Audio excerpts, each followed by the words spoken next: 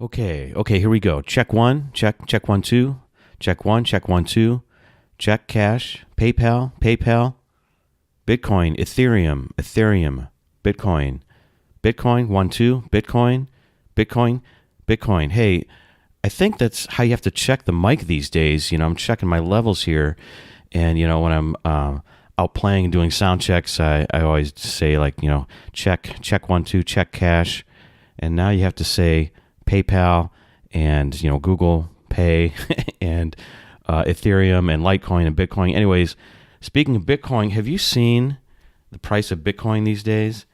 As of November 29th, which 2017 here we're in, it's up another 4.4%, up to 10,989 and 1 cent or 1 Bitcoin. That's how much it is per Bitcoin. And the reason I'm thinking about it is that this week's guest is the number 7th, has recently been acknowledged as the number 7th most influential financial advisor on Investopedia's Top 100. And in this episode, we talk about Bitcoin quite a bit and get his thoughts on how he thinks about it, how viable it is, how risky it is, how he thinks about it in relation to the U.S. dollar and the U.S. banking system, and how he thinks that we'll probably lag the world in terms of acceptance and taking advantage of this. And we talk about how Bitcoin fits into his concept of alternative investments or innovative investing. So he also concentrates on different types of investments you can hold in your 401k. So it's really an interesting approach to investing and thinking about today's technology. So can't wait to get started with this week's episode with Kirk Chisholm. Here it is. Welcome to Jim's Reinvention Revolution podcast, the show that explores reinvention in the digital age as it relates to career, creativity, and technology. Stay tuned for interviews with professionals, entrepreneurs, and creatives that have reimagined success and are making a pivot. If you'd like to listen to the entire back catalog, visit jimreinventionrevolution.com for instant access. And now, here's your host, Jim.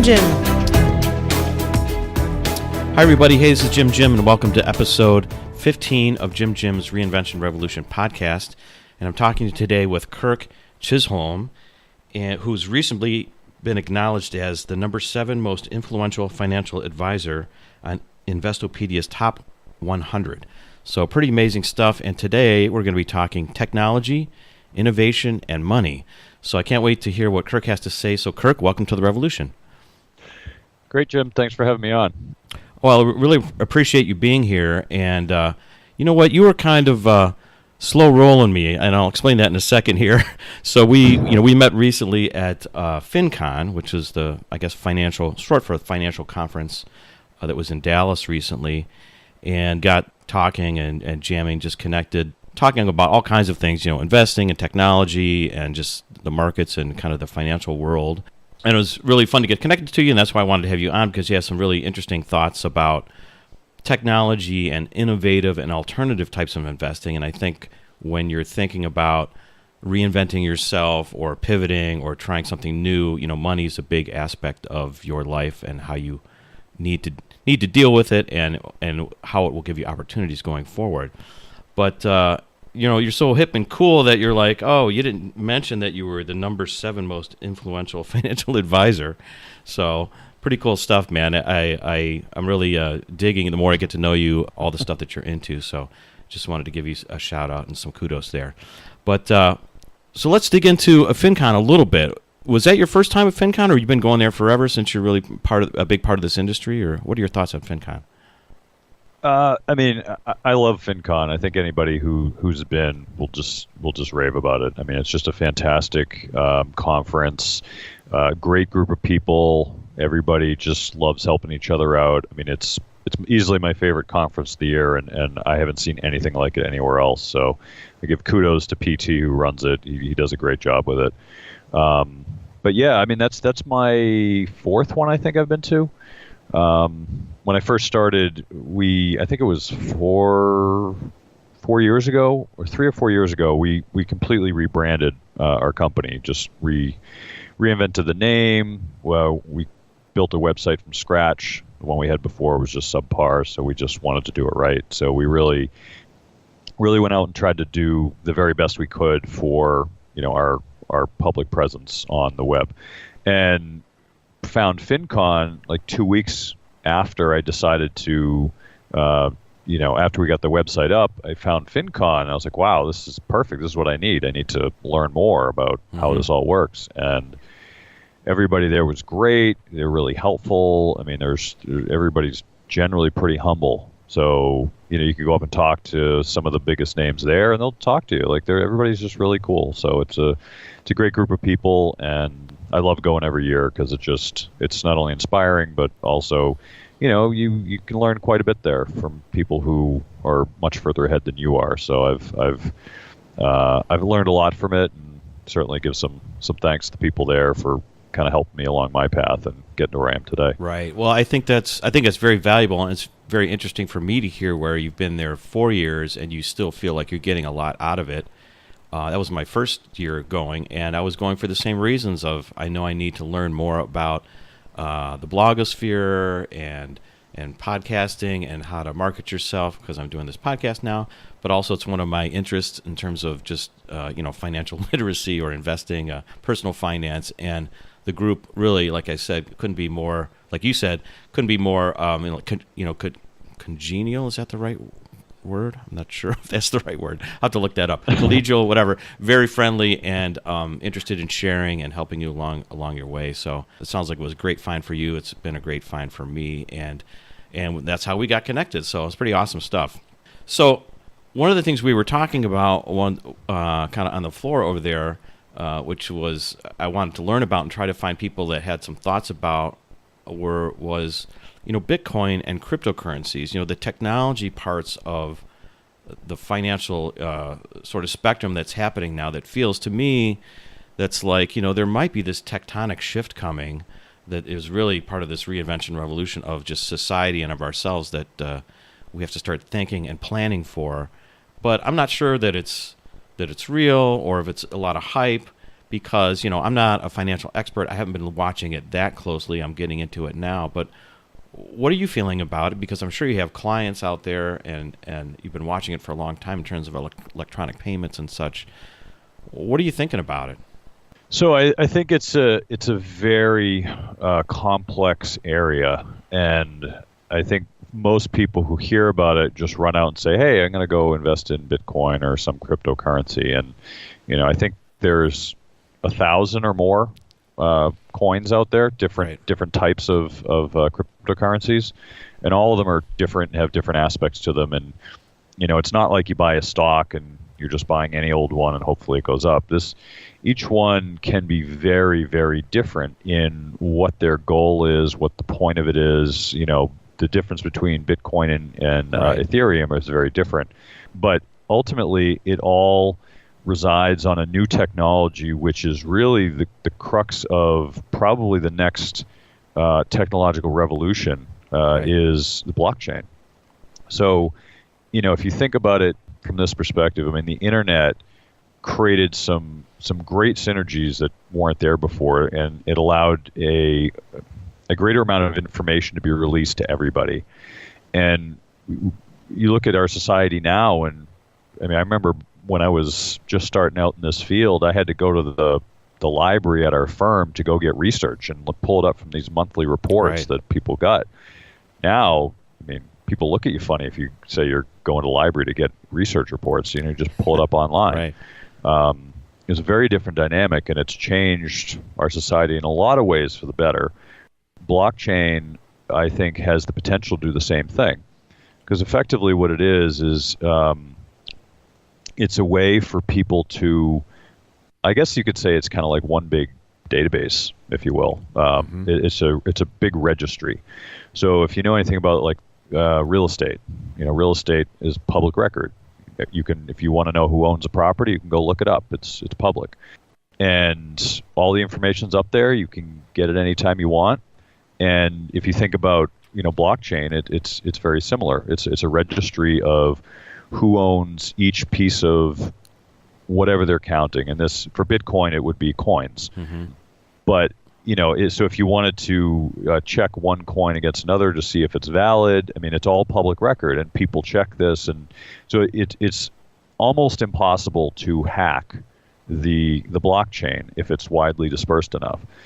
So because it's all public and because everybody has access to this, if you look at all these areas of the financial system that pertain to what I do, you think about it this way. When I started, if you wanted to buy a stock, you had to write up a ticket, you had to write how many shares, the symbol, you had to run down to the wire room, give it to them, they would enter it in their computer, and it would happen. Right. Well, that's hugely inefficient, right? So if you look at now, you just type in the letters on the screen, put how many shares, and you just hit a button and it's done.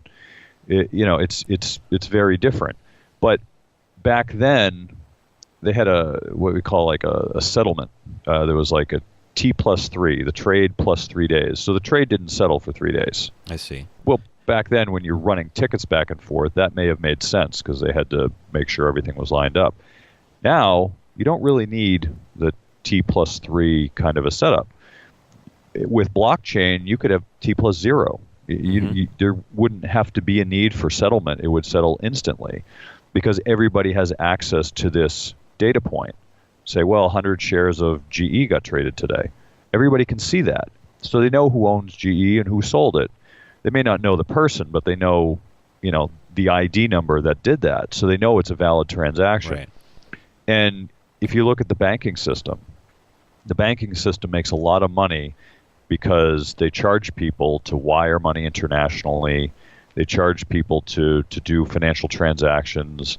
All of these different things that banks do are valuable in our society. But if you introduce blockchain technology to it, it almost causes banks to be irrelevant. Right. Not to say that they won't find their way in this new world, but it really reduces the need for banks to close to zero because all of the situations that they've used themselves to they've put themselves in the middle of all of these important transactions. There's not really a need for them to do that because people can do it individually. So let's just say it costs you 1% to send money over to Asia from the U.S. Well, with blockchain, you can do it for pretty much for free. You buy a Bitcoin and you send the Bitcoin to the other person, and they have the money. So it doesn't. You don't have to pay 1% to the bank to do this transaction. You could do it for virtually for free. So the blockchain technology is revolutionary in so many ways, and I think there was a paper in it was 1994 or something by somebody who originally came out with the idea. But it's really an interesting aspect that I think is really starting to permeate into the corporate culture and what they can do to benefit from this technology. Right. The challenge is right now is with things like Bitcoin. Most people don't understand it. They don't understand what it is, how it works. Sometimes I have clients call me and say, I want to buy Bitcoin. What do I do? It's not like you just click a button. There's a multi-step process. It's not simple enough for your grandparents to do. Right. Maybe somebody who in their era couldn't work a VCR. This is not as simple as buying a stock. It's a little bit more challenging. So I think that the hurdles that are in place now will probably disappear over time and will make it much smoother and simpler for people to transact using cryptocurrencies, and that in itself will cause a lot more interest and in itself will help cement cryptocurrencies into the technological culture. Right. Yeah, I think so. I mean, it's been around for a while. I mean, it's 6, 7, 8 years or so probably. But it seems like lately it's starting just to get more press and more. It's more noticeable. Like more outlets are starting to accept Bitcoin, for example. Like I remember. I think here just locally here in right in Cleveland Heights in my town here right outside Cleveland, there was a push by some of the vendors on Lee Road, which is a little business district here, that they were going to accept Bitcoin. And this is probably like 3 years ago. And I thought it was just sort of a marketing ploy, which I'm sure it was. They wanted to drum up some interest, and they thought it was an interesting project, and they thought, oh, maybe people will come to Lee Road or find out about Lee Road. Lee Road will be hip because a lot of the businesses accept Bitcoin. But I totally blew it off. I really thought, oh, this is, nonsense. This is very far away. I really wasn't paying attention to it. But it's really, now that I'm looking into it more closely, and I have time to look into it, it really is, like you're saying, it's something that can really be disruptive to the banking system as we know it, as we've seen it in the last 150 years or so, probably. So it's really it's just fascinating. So, what do you think about now? There's obvious downsides to cryptocurrency and Bitcoin. One of the downsides, at least right now, is volatility. And over the weekend, it was jumping around. Bitcoin, the value of Bitcoin was jumping around. 20%, 30%. It's back up a little bit this morning. But what's your feeling on the volatility of it or the safety of it? I mean, theoretically, it should be dispersed. It's not a central point of failure anymore. But what's the real volatility? Do you have a sense for that? Yeah, so this is actually a very interesting question. Because if you look at the cryptocurrencies, I mean, there are many of them, and there are certainly some that move pretty dynamically, let's just say. Right. But Bitcoin is really the largest and has the first mover advantage of being, the first, and of course, the most well-known and accepted. I mean, I think Japan and Australia accept it. The countries have said they accept it as payment, which is pretty interesting. But I think in and of itself, you have to look at, let's say, we'll use Bitcoin as the example because there's many cryptocurrencies. Right. So Bitcoin was generally not widely adopted until recently. I think last year it was up maybe about 100% in price. And you look at this year, I think it's up maybe, somebody said it was like 500% or something crazy. I mean, it really has gone off the chart this year. And I think a lot of that has to do with interest from the public, interest from institutions more accurately. And it really comes down to one thing. Bitcoin is what we would call an asymmetric risk trade.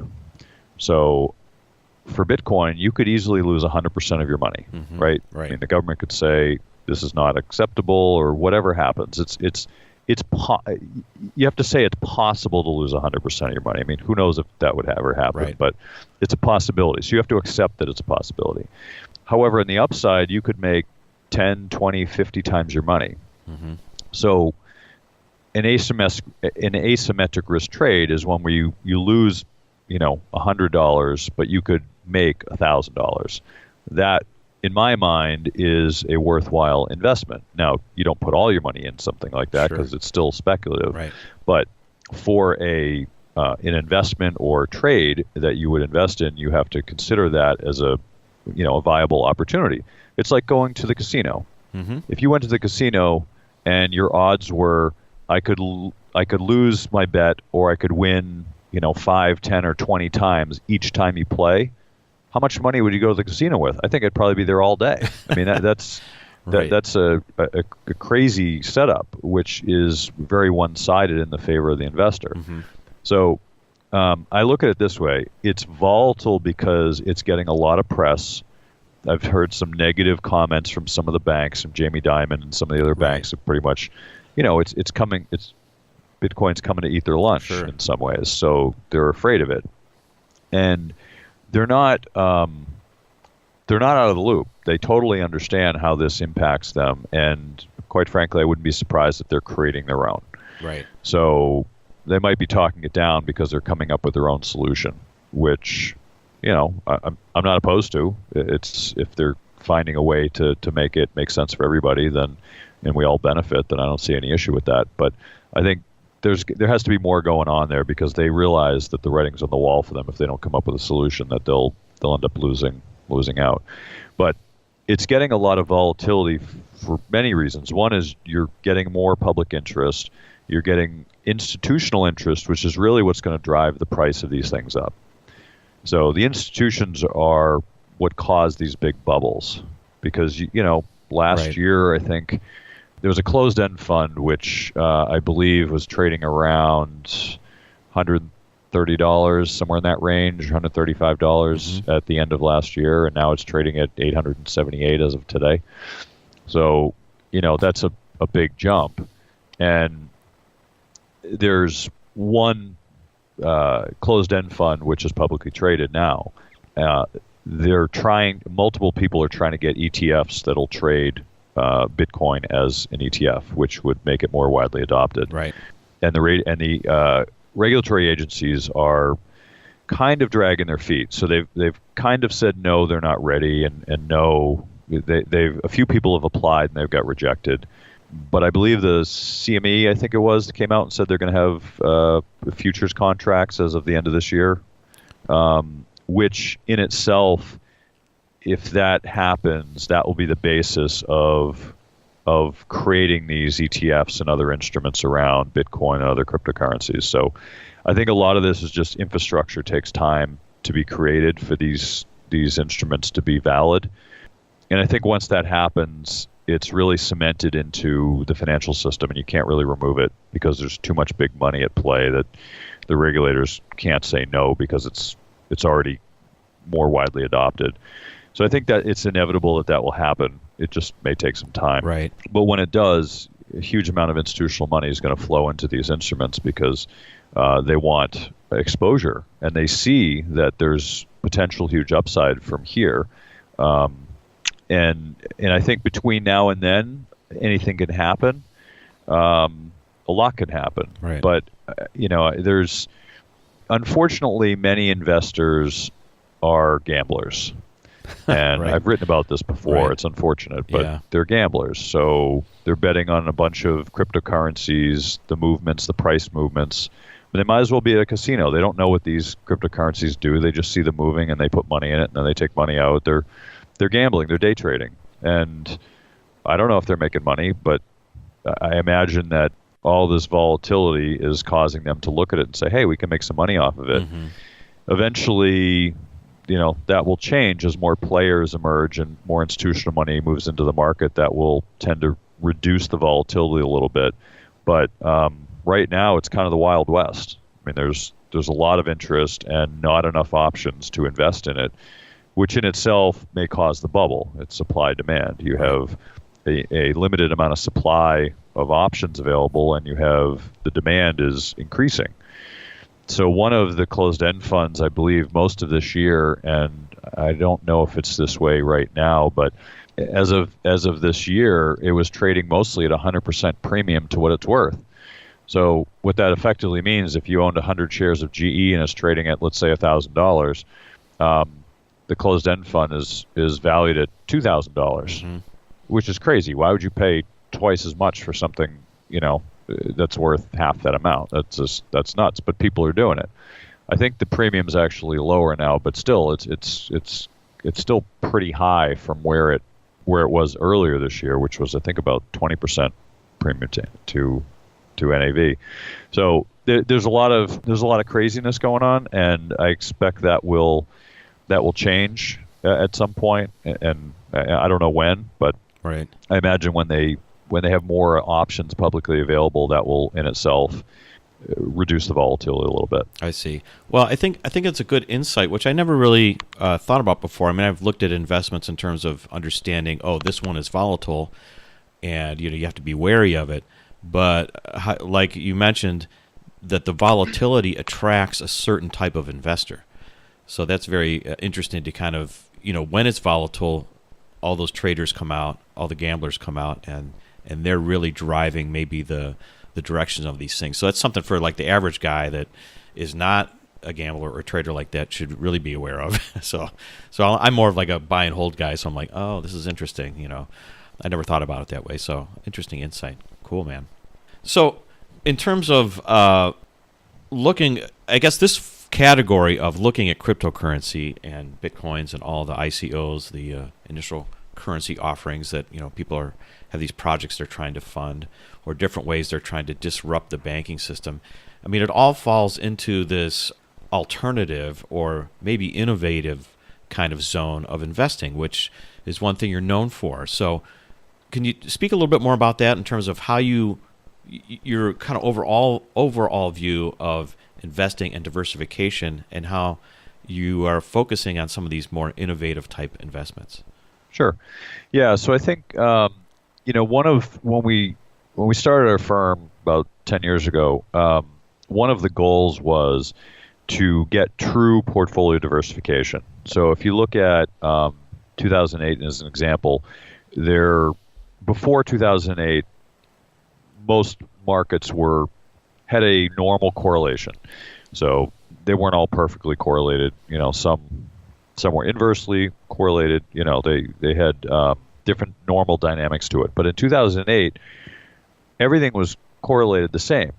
So it didn't matter what you were invested, unless you were in gold, cash, or treasuries. You effectively had approximately negative 38% returns, give or take a few percent. But most things were down the same. So if you look at all the correlations, they pretty much were the same in 2008. Well, what's the point of a diversified portfolio if everything works the same in bad times, which is exactly when you need them to not be correlated? Right. So, we look at that and just kind of shook our heads, and we did a big study on this because it was just fascinating. And we came to the realization that, and I don't think a lot of people have put this together, but the realization is that the correlations happen because of institutional money. Mm-hmm. So in 2001, we had, I remember reading an article about Timberland, and I remember reading that the correlation of Timberland to the S&P was negative 0.01. I mean, that's as close to no correlation as I've ever seen for an asset. Okay. So you have Timberland, which is this great portfolio diversifier that really, is not correlated to equities at all, which is what most people are invested in. And, that was fantastic. But then we studied it years later and realized that the correlation was really close to what the S&P was now. We said, well, why did that happen? So we went back and we researched, and we saw all the institutional money coming in, in the mid 2000s, and then realized that now it's correlated. Now it makes sense. And we looked at other asset classes. We looked at managed futures, hedge funds, private equity, venture capital, all of these trendy asset classes that people, liked because of the low correlation. Mm-hmm. And as soon as everybody was interested in them, all of a sudden they're correlated again. So they're not really doing your portfolio a service, even though you may think it is. It's really not. So people are trying to diversify, but in the end, it's sort of like this herd mentality, and the diversification kind of goes away, right? You think it's not correlated, but then all of a sudden, when the economy at large changes because of these big institutions, now it becomes correlated again, just like previously, I guess, right? Right. So basically, what happens is the institutional money is so large that it pushes asset classes around. Mm-hmm. So if let's just say institutional money this year decided emerging markets were the way to go, that's going to push emerging market prices way through the roof, because you have a lot of money chasing after the same thing at the same time. Right. And that tends to correlate it to the market. So because the institutions tend to move in unison. They all have similar ideas. They're not independent thinkers in many ways. Right. They come from the same school of economics. They think of portfolio management and asset pricing the same way. So there are a lot of smart people, but they all think similarly. So that tends to correlate the ideas, mm-hmm. and so things tend to move in unison. And that is one of the fundamental problems of the traditional markets, is that it tends to be problematic when all the same money is chasing after the same thing. So what we wanted to do was we decided, we need to focus on assets outside of the traditional markets, because you tend to have a lower correlation, and even better yet, you tend to be able to find favorable pricing. So, right. For example, if you're buying, let's just say GE stock, I keep using GE today, but let's just say you're buying GE stock, and more or less the market prices it accurately. I mean, obviously there are times where it's mispriced, right. And I think right now, based on GE stock price, it may be mispriced. It's moving around quite a bit, but generally speaking, most stocks are going to be priced close to where they should be.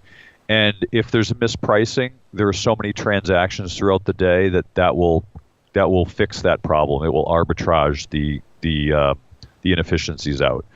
However, if you are buying or selling a house, so let's say you're buying a new house, the price discrepancies could be huge, because if you really need to buy that house and really want to do it, you may be willing to pay 20% over what they're asking just to get that house. Right. Well, that's a pricing inefficiency. But let's say the seller, they need to sell, they're moving, they need to sell yesterday, they're willing to take a 20% cut in price just to sell it today.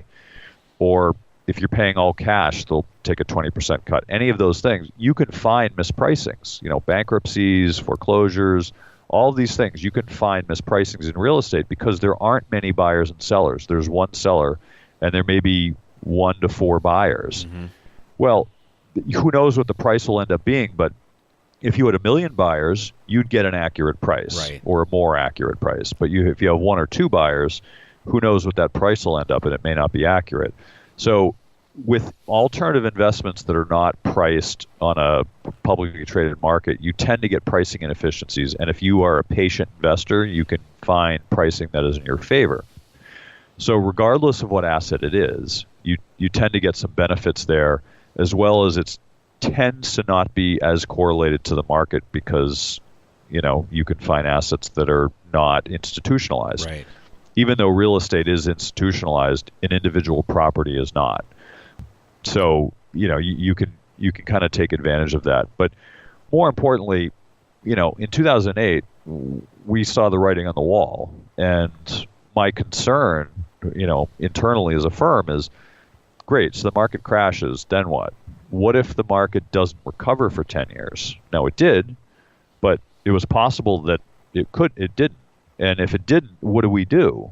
I mean, the stock market's going to be in shambles, and there's interest rates are close to zero. So what do you do? Mm-hmm.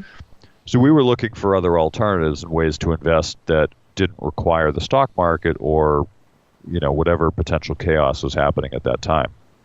And, I looked at years before at investing things like real estate or tax liens or private mortgages or whatever it might be. I mean, there's tons of opportunities out there that are available to people that they're probably not even aware of.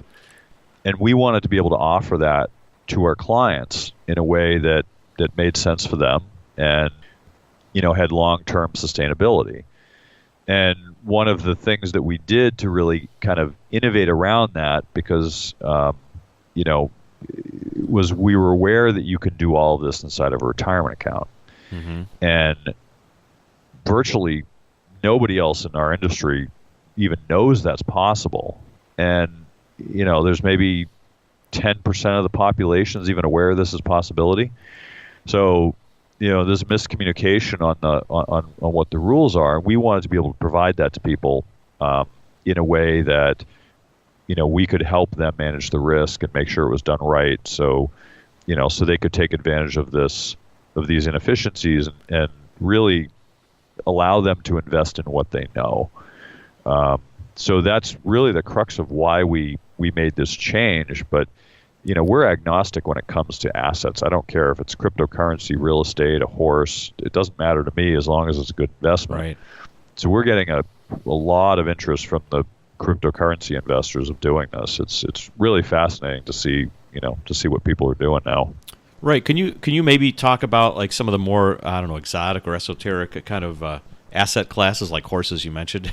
Like what are people, because the takeaway there I think for me is that within your retirement account you can diversify in finding something that is where the pricing's not transparent like the market is, okay? There's an advantage there in terms of the correlation. But just creatively, why people to kind of stimulate people's thoughts on, what could I invest in? What are some of the more exotic things or different things you've seen people taking a look at? Yeah, that's a really interesting question. So cryptocurrencies is the big thing now. Right. That's certainly the hot button, obviously. Mm-hmm.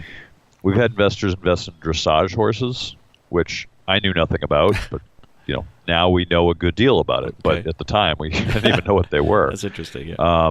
So dressage horses was an interesting one. The investor had great returns. Of course, he trains the horses, so he had an insight into the asset. It's not something we would just offer to people. Right. Tax liens are probably by far my favorite asset class, and most people are not familiar with this because it's not something you see on the on the Wall Street Journal. But effectively, depending on the state, you can get say in Florida up to 18% returns a year on a lien on a property. So the way it works is somebody doesn't pay their taxes, which in Florida happens because people tend to travel from, let's say, the Northeast to Florida, and they don't get their tax bill on time, so they're late. So what ends up happening is they owe the money, the taxes plus penalties and interest. And what happens is that so many people do this in the state of Florida that they're not able to pay to operate the government. What would normally be a great opportunity for the government is they would just take their 18% and make extra money. But because so many people do it, they don't have enough money to pay their employees. So what they do is they auction off these liens and to investors. So investors get 18% or less depending on what they bid, and the government gets their money to fund their operations. It's a great opportunity, and the best part is it has a superior position to any other lien on the property. So if you have condo fees you owe, if you owe money for a mortgage, a first, second, third mortgage, any of them, you have a priority position over all of them. So if the property's worth $300,000 and there's like $500,000 worth of mortgages, or even if it's $100,000, doesn't matter, you get paid first. Right. That's powerful. You're in a very strong position in that lien. I think the IRS might have a claim over you potentially, but that's assuming that there is an IRS lien. Right. But outside of that, I mean, a mortgage, the bank is not going to let you take a property for $100 that's worth $300,000 and that they have a mortgage for $200. There's no way they're going to let that go, so they'll pay you off. So you get your principal and your interest back. So there's a lot of it's a great asset class. It's, in my opinion, if you do your research, it's low risk. You get good yields. Some other interesting assets are. I had one client who was doing payday and title loans. Oh, really? Wow. That's not exactly doing God's work. Right. You know anything about these things? You're effectively never thought about that as an investment. You're getting very high interest rates, and I think the state of Missouri, you can get like 360% annualized interest, which is crazy. But there are people who take these loans because they can't pay their bills, and so it's really not something for most people. It's kind of like a loan shark, if you will. It's really not right. Something I would do, but right. It's an interesting asset class. Some people do mobile homes, which for real estate have really high yields. Some people invest in, let's say, like fishing rights or airspace rights. We had a guy who tried to invest in chicken poop for fertilizer. We've had minor league basketball teams, private company stock. We've had people wanting to buy intellectual property or domain names inside of their retirement accounts. Right.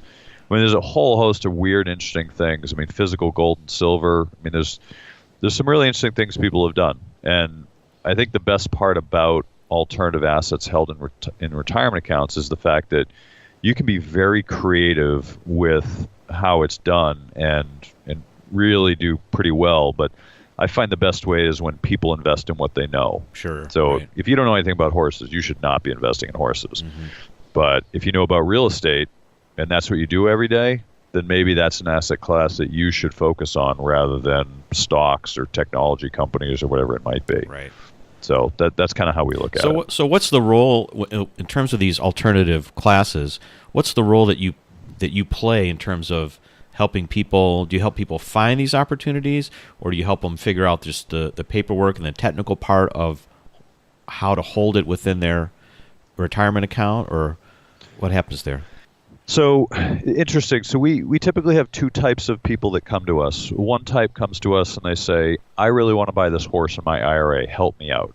And what we'll do for them is we'll help them through the process. We'll do due diligence on the asset. We'll help them make sure it's set up properly, because the process of investing in an alternative inside a retirement account is not as simple as just pressing a button. Right. It's the same thing if you were to buy it outside of a retirement account. The process is generally the same, but the documentation, certain verbiage has to be in there. There's certain things that have to be done properly, or you could, you could cause a prohibited transaction inside your retirement account, which would be very problematic. So it's important that it's done properly. There's ongoing maintenance requirements every year that have to be done for it, but we help facilitate that transaction. We are fiduciaries, so we have a very high level of care that is required by regulatory agencies. Of course, ethically, we have a very high standard too, but the regulatory agencies, the fiduciary standard is very high. So we really cross all of our T's and dot all our I's. It's very important in this line of work that you do that. So we help to make sure that those problems don't happen. So if somebody comes to us with something very specific, it's really easy to just go through that process with them, make sure it's a good investment. We do risk management too. So sometimes people come to us with something and we'll say, well, have you thought of this? Have you thought of this? What about this? Things that they may not have thought of. I see. The other type of investors that come to us are people who just they're scared of the stock market. They just want out. They are not comfortable with the volatility, with the valuations. All this stuff. We're seeing an influx of new clients that just are scared out of their minds of the stock market. And I can't blame them. Right. It scares me too. Right. You see these things and you're like, well, we're not quite in a bubble, but we're on our way. So we do a lot to manage risk for our clients, and some people just say, well, find me something outside the market that's that makes sense. So we've developed some networks in different asset classes that we work with to help find people alternative investments that make sense for them. I see. So that's really interesting, because I've always thought of investing as something related to the market, either stocks, bonds, mutual funds, all these types of kind of just financial instruments.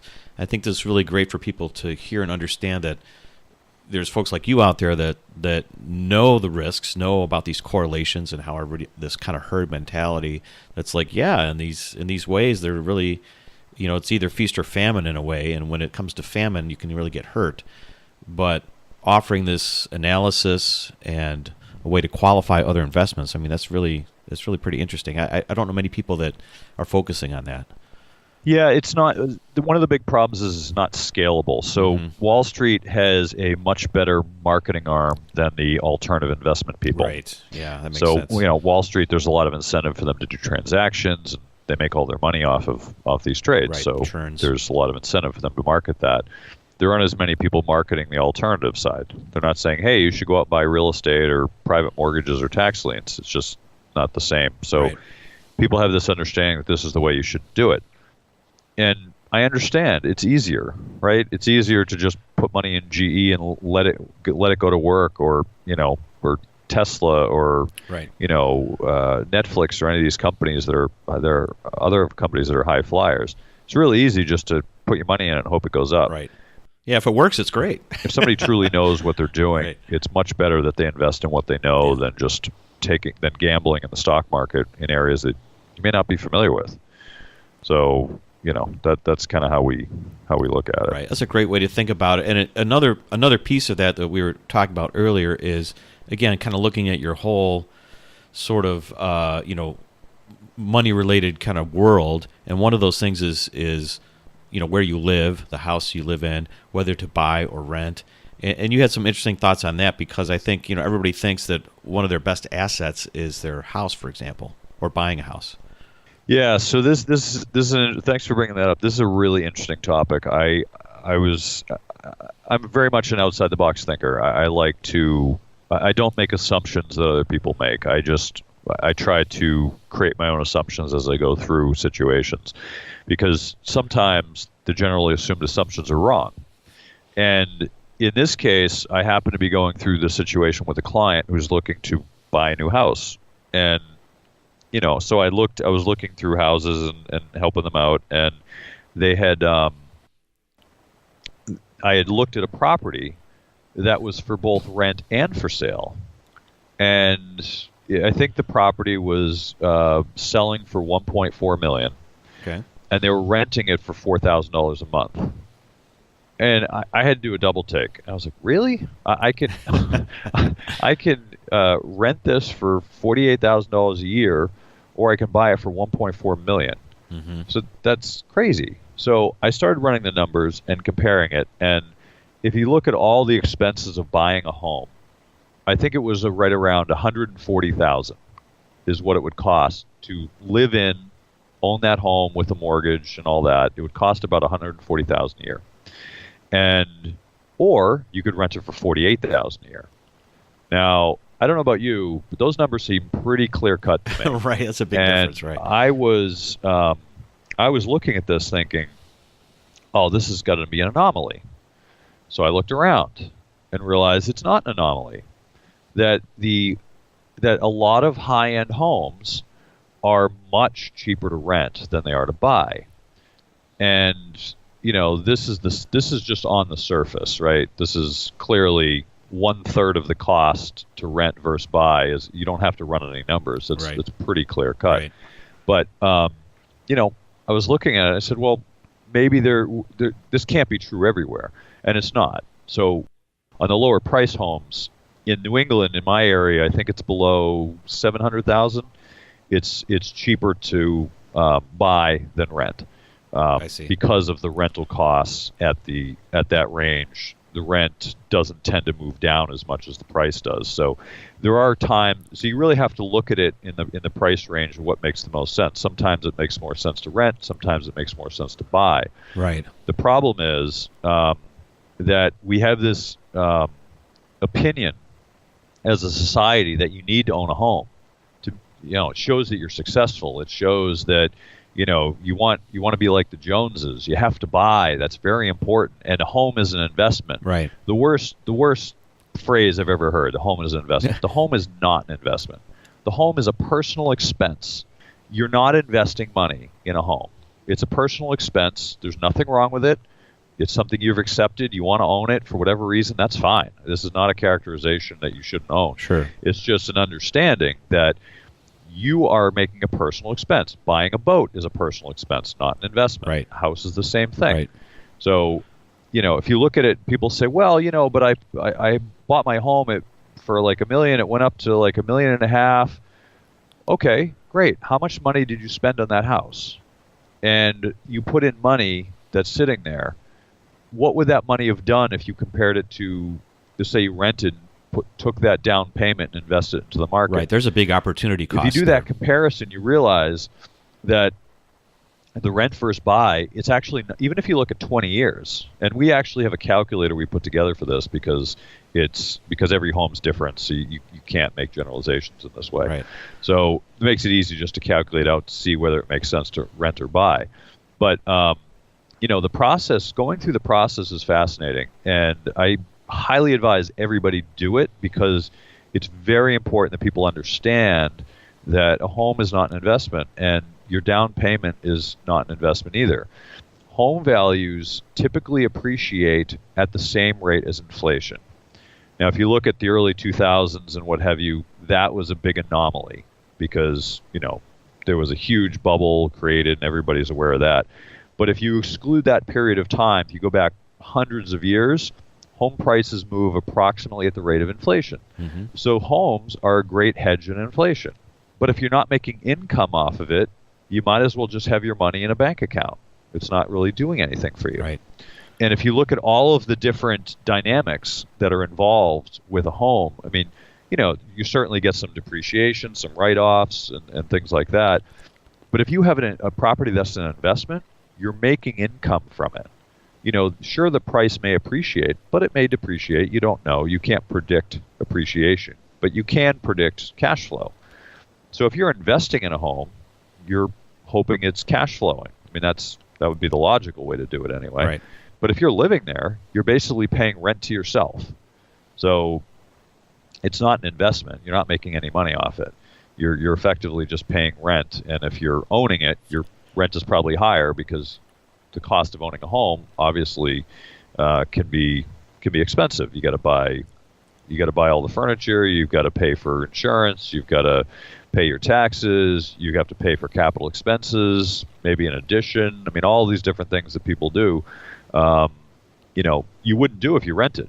You just say, landlord, please fix this roof, or please fix this door. Right. You don't have to pay for it, but if you own it, you have to pay for it. So I think if a lot of people underestimate the actual expenses of owning a home and what the actual costs are. And I think if they really go through the process of the rent versus buy process, you might even blow your own mind. I mean, it is an emotional decision too. Totally so, emotional, like I mentioned before, I don't want to discount the fact that buying a home has value. It's not that you shouldn't do this.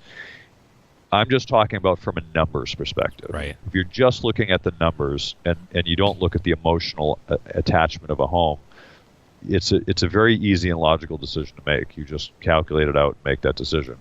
But of course, everybody has their different opinions on how or why they buy or rent. And if you're telling your wife that you should rent versus buy, and she's really attached to buying because of it's close to her family or whatever, by all means, that's a better decision. A happy wife is a happy life. Right. But I think at the end of the day, you need to really consider all of the different angles of why. And if you're looking at it from a numbers perspective, you really need to take a harder look and not make the assumption that it is an investment, and not make the assumption that renting, could possibly be financially better for you. Right. Well, I'm glad we covered this, because I think, like you said, as the price of the property goes up, I think the opportunity cost gets greater and greater. So it's like, if you have to put that big chunk of money down, what else could that money be doing for you?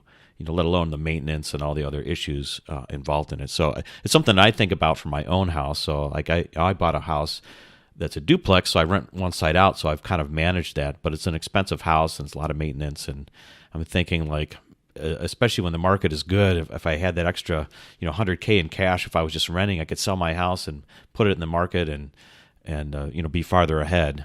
But here I am. I like my house, so I'm okay with it. But just something to think about. Anyways, hey, we got a few minutes left here, but before we get out of here, I wanted to ask you a couple of questions. Like, you're very savvy, you're very technical in terms of looking at the cryptocurrencies and those kinds of things out there. But in terms of the things that are being reinvented in our society, or even you personally, what's one thing that you might be struggling with, or that you see on the horizon that is like giving you some pause in terms of either the financial world or your personal world, or what are your thoughts on that? Yeah, I mean, that's a really interesting question. I'd have to think about that a little bit. I would say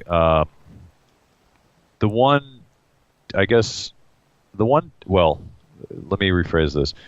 So I just read a great book called Irresistible by Adam Alter, and it's about the behavioral addiction of technology. Oh, interesting. Okay. And it's a fascinating book if you know nothing about this, and you're on Facebook all day, you need to read it. So basically what it delves into is the not chemical addiction, but behavioral addiction of technology, and how technology has caused us to change our habits in potentially a negative way. And especially if you have kids, it's very important to consider these things, because the technology now is created to basically addict us to its use. Mm-hmm. And getting a like on your Facebook, you want likes, you want to be liked as a person, you want somebody to reshare your stuff. Right. I mean, people put a lot of time and effort into making sure that everybody likes them and likes their stuff, and we've moved away from this face-to-face communication, conversations. People want to text. They don't even want to talk on the phone. They want to text on Right. on their phones, or they want to use Facebook. And it's just it's severely reducing that person-to-person interaction, which is such an important part of our society and culture. And the lack of connectiveness really changes the way we act. If you look at this, I guess people call it cyberbullying or whatever. As kids, when I grew up, you learned really quickly not to make fun of the bully, right? Sure. You get punched in the face. All right. Or you didn't make nasty comments to a girl because she'll never talk to you again, right? You learn these things through adolescence, and they're just part of growing up. We all make mistakes. We all do things that we learn from, because that's what life's about, is just, learning. Right. And so you learn these things. But if these younger generation are not making these same mistakes, they're not seeing how people react to what we say, and they're not observing other people and their reactions. They're not seeing that what they said had a positive or negative reaction for that person. Mm-hmm. Then how are they going to learn? And how are people going to see? This. If somebody saw that this post they made just negatively impacted people, if they saw that person face to face, they might not do that. And it's not a characterization of cyberbullying or whatever they call it these days. It's really just a characterization of technological influence on us as a society and how we are adapting to it, because it's all very new. And I didn't have social media when I grew up. This was, the internet wasn't a thing. Right. It was barely, it was, but it was barely a thing. Mm-hmm. Certainly wasn't widely adopted. But now everybody uses Facebook or Twitter or LinkedIn or all these social media sites, and they're texting, and they're losing the personal touch. And I think that as a society, we need to really take a strong look at what what our values are and what we see as most important. Because in the old days, things happened and we had many, many years to adapt to it, right? So we went from horse and buggy to cars. Well, I'm sure immediately it caused a lot of problems, for whatever. I wasn't alive back then, but I'm sure there were problems and they had to adapt to it. But they had time to adapt to it. Technology is moving so fast nowadays that we don't have time to adapt and to think about the repercussions. I mean, when I grew up, you did things that you would not have want to seen on social media, and if you applied for a job, you may not get it. I mean, right. Those things people are doing today, and they may not be, they may not like the fact that an employer might see these things, but whatever you put up there is up there forever. And kids at a young age don't have the scope of they don't have the wisdom. Yeah, by definition. To know that what they're doing today is going to negatively impact them 20 years down the road because they did this one thing, or they were doing a keg stand in college or smoked pot or whatever they were doing. An employer sees that and says, no, this person's not a good fit. They don't have the foresight and the wisdom to know that. And they're kids. And they shouldn't have to worry about that as kids. They should just be kids and grow up and learn through mistakes. But now everything's permanent. It's on the internet forever. And I think we as a society need to take a deep look at our actions and culturally how the technology is going to affect us. And, do we really want to move in this direction? Is the benefit outweigh the cost?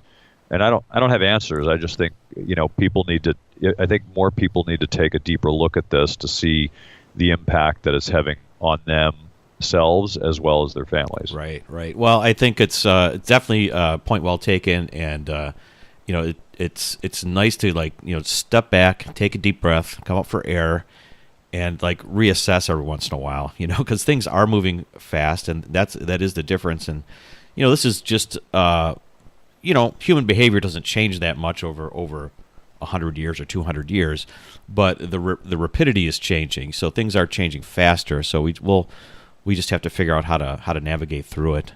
So yeah, very interesting. So what was the name of that book again? I want to make sure I get it, put it into the show notes. Yeah, the book was called, the name is Irresistible by Adam Alter. All right. Yep, I'll have that in the show notes for everyone.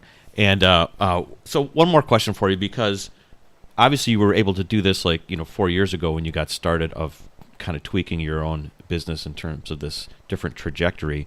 But how do you continually reinvent yourself, or continually understand, hey, I need to keep pivoting and thinking forward in the future? Because I like how you're thinking about the 360 degrees of investing, but maybe your whole life in dealing with technology and how what your next reinvention might be. So I think that it's important to read a lot. I don't read a lot of fiction. I read stuff that's going to improve myself. Mm-hmm. And I think there's this concept of like growth versus fixed mindsets, is that a lot of people have fixed mindsets and they're stuck in one way of doing things, one way of thinking. And I like to think I have more of a growth mindset where I'm constantly reinventing myself and constantly learning and really not taking anything for granted. Because when you look at any situation, no matter what it might be, it's like the rent versus buy situation. Most people just assume it's just the way it is. And I think the way I've taken things is I don't make a lot of assumptions that other people make. I look at the situation and just say, does this make sense? And if it doesn't make sense, then I try to figure out why. And Wall Street is built on assumptions, and that some of these assumptions could cause major havoc if they were proven to be not true. And I think our society in general is built on assumptions. And I think if those assumptions are false, then we have to really reconsider how that actually looks. And we don't always know, right? Because you don't know everything, and I certainly don't know everything. But I try to analyze everything for what in my mind makes the most logical sense, mm-hmm. and I try to revisit the assumptions and look at them and try to grow as a person. And I think from that perspective, from what we've done as a firm, I've been in this industry for 18 plus years. And I've reinvented myself many, many, many times. When I started, I was at a wirehouse broker-dealer, which has subsequently been merged into another company. But they, I was hired to sell stocks, and I really didn't like the language that was being used that I should. Back when I started, they had those commercials of, hey, let's put the lipstick on this pig and go out and sell it. Like, those are the commercials. And yeah, right. They weren't true at every firm, but I think in general that was not far from the mark. But it was a different time. And even before I started, it was a very different time. I mean, the stories I've heard were just crazy. The Wolf on Wall Street, certainly there were a lot of exaggerations, but a lot of those scenes happened in one form or another. They just may have been a little exaggerated. Mm-hmm. So, Wall Street has changed a lot. It tends to change. There's a lot of money at stake, so technology changes, and certainly, the changes happen frequently. So I look at things, Wall Street's easy. Wall Street is a very trendy place. Robo-advisors, smart alpha, smart beta, separately managed accounts, there's so many terms that come along every year or two. They come up with some new trendy term and people buy into it. Right. Well, robo-advisors are not new. That's an old concept. They just put a nice shiny cover on it and make it look different. It's not like they reinvented the wheel and created something that never existed. They just put a nice, better package on it, mm-hmm. made some technological changes, and everybody all of a sudden loves it. It's not. They haven't added. They have added value, but it's not as fundamentally different as people think. So I think that you have to understand that changes happen a lot, and they happen rapidly, and you have to keep up with it. You have to. I think one of the biggest takeaways I would say that I have done for myself, and I think more people need to do, is just spending time to think. And I know it's an underrated concept, but just spending time to think about things and think about everybody's so busy and they're run ragged and they don't have time to stop and smell the roses. And I don't mean you have to stop and do nothing and meditate. I mean just stopping to think about things, right. And not just so you're not reacting all the time, moving on because other people are doing it, but just thinking, well, what does this mean? Just taking time to take a step back and reflect on things. And I think that is something I've been able to do a lot in my career is just thinking about the impact of decisions that we make and what we do and why we do them. Because we started the firm, we made a huge shift from, the traditional markets. I mean, nobody else is doing what we're doing on the scale that we're doing it. It's not being done, and in large part because it's not scalable. So there's not a lot of incentive for these big firms to get into it. But it's something that we found needs to be done. No one's doing it, and it's a way for us to be different. And we can add a huge amount of value, for our clients in doing this, because most of them don't understand the process, and it's it can be complicated. Right. So we're filling a void that doesn't exist. And I think in a lot of ways what we try to do as a firm is we try to innovate, we try to be different, we try to get ahead of the curve in what we see are the changes that are happening.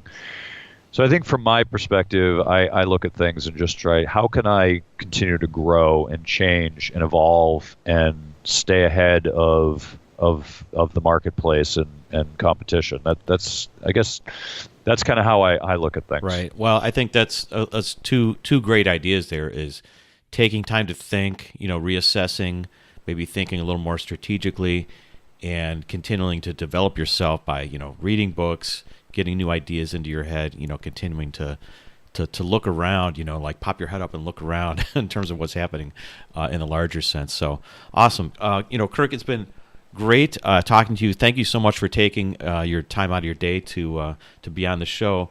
If people are interested in hearing more about what you're doing or getting in touch with you, where can you send them? Sure.